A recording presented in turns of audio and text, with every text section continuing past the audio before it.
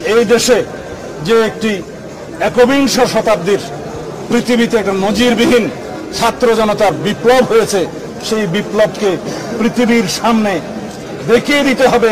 এই রক্তাক্ত বিপ্লবের মধ্য দিয়ে এই রক্তস্নাত বাংলাদেশকে আমরা প্রকৃত একটি গণতান্ত্রিক এবং আইনের শাসনের রাষ্ট্র বানাতে পেরেছি।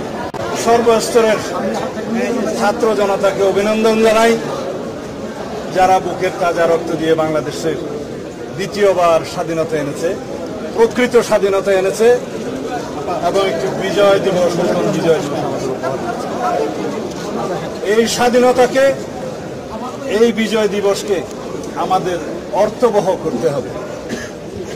এই দেশে সুষ্ঠু গণতান্ত্রিক কাঠামোগুলোকে আমরা সুন্দরভাবে সংস্কার করে একটি প্রকৃত গণতান্ত্রিক রাষ্ট্র হিসাবে এই দেশের জনগণকে উপহার দিতে হবে।